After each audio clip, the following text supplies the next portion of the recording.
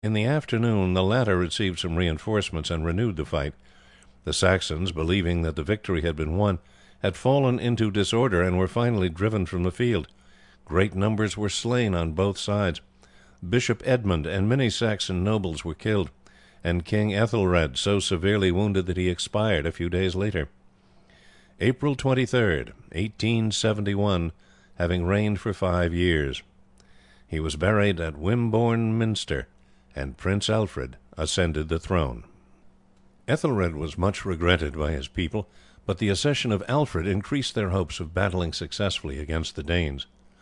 Although wise and brave, King Ethelred had been scarcely the monarch for a warlike people in troubled times. Religious exercises occupied too large a share of his thoughts. His rule was kindly rather than strong, and his authority was but weak over his nobles. From Prince Alfred the Saxons hoped better things. From his boyhood he had been regarded with special interest and affection by the people, as his father had led them to regard him as their future king. The fact that he had been personally consecrated by the Pope appeared to invest him with a special authority. His immense superiority in learning over all his people greatly impressed them. Though gentle, he was firm and resolute, prompt in action, daring in the field. Thus, then, although the people regretted King Ethelred, there was a general feeling of hope and joy when Alfred took his place on the throne. He had succeeded to the crown but a month when the Danes again advanced in great numbers. The want of success which had attended them in the last 2 battles had damped the spirit of the people, and it was with a very small force only that Alfred was able to advance against them. The armies met near Wilton, where the Danes in vastly superior numbers were posted on a hill. King Alfred led his forces forward and fell upon the Danes, and so bravely did the Saxons fight that for some time the day went favourably for them. Gradually the Danes were driven from their post of vantage, and after some hours' fighting turned to fly, but, as at Merton and Kesteven, the impetuosity of the Saxons proved their ruin. Breaking their compact ranks, they scattered in pursuit of the Danes, and these, seeing how small was the number of their pursuers, rallied and turned upon them, and the Saxons were driven from the field which they had so bravely won. "Unless my brave Saxons learn order and discipline," the king said to Edmund and some of his nobles who gathered round him on the evening after the defeat, "our cause is assuredly lost. We have proved now in each battle that we are superior man to man to the Danes, but we throw away the fruits of victories by our impetuosity. The great Caesar, who wrote an account of his battles which I have read in Latin, described the order and discipline with which the Roman troops fought. They were always in heavy masses, and even after a battle the heavy-armed soldiers kept their ranks, and did not scatter in pursuit of the enemy, leaving this task to the more lightly armed troops. Would that we had 3 or 4 years before us to teach our men discipline and order, but, alas, there is no time for this. The Danes have fallen in great numbers in every fight, but they are ever receiving reinforcements, and come on in fresh waves of invasion, while the Saxons, finding that all their efforts and valour seem to avail them nothing, are beginning fast to lose heart. See how small a number assembled round my standard yesterday, and yet the war is but beginning. Truly, the lookout is bad for England." The king made strenuous efforts again to raise an army, but the people did not respond to his call. In addition to the battles which have been spoken of, several others had been fought in different parts of Wessex by the ealdormen and their followers against bodies of invading Danes. In the space of 1 year the Saxons had engaged in 8 pitched battles and in many skirmishes.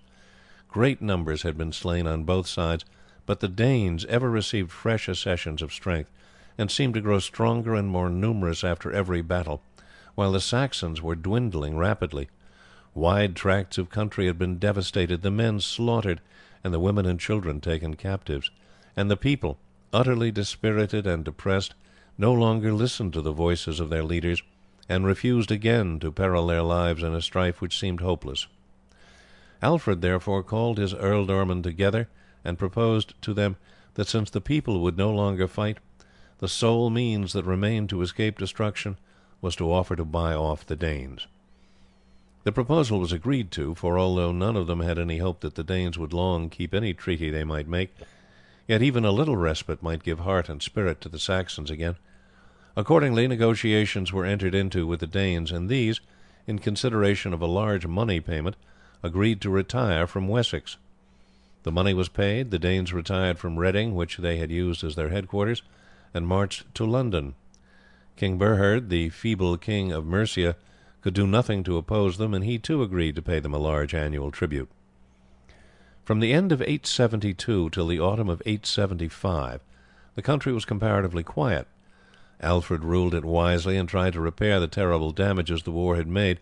Edmund looked after his earldom and grew into a powerful young man of 19 years old. King Alfred had not deceived himself for a moment as to the future. The Danes, he said, are still in England. East Anglia and Northumbria swarm with them.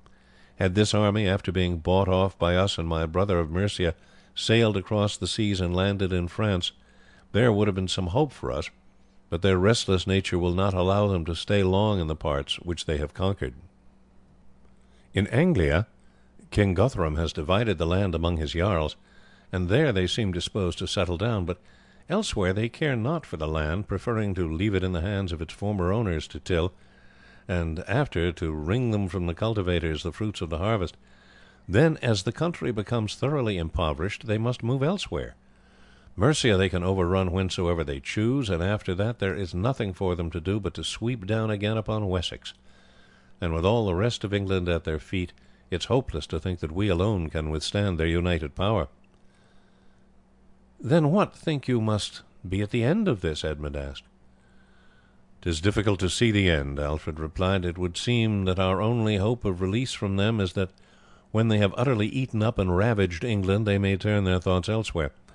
Already they are harrowing the northern coasts of France, but there are richer prizes on the Mediterranean shores, and it may be that when England is no longer worth plundering they may sail away to Spain and Italy. We have acted foolishly in the way we have fought them. When they first began to arrive upon our coasts we should have laboured hard to build great fleets, so that we could go forth and meet them on the seas. Some indeed might have escaped our watch and landed, but the fleets would have cut off reinforcements coming to them, and thus those who reached our shores could have been overwhelmed. Even now I think that something might be done that way, and I propose to build a fleet which may, when they again invade us, take its station near the mouth of the Thames and fall upon the vessels bringing stores and reinforcements. This would give much encouragement to the people, whose hopelessness and desperation are caused principally by the fact that it seems to be of no use killing the enemy, since so many are ready constantly to take their places."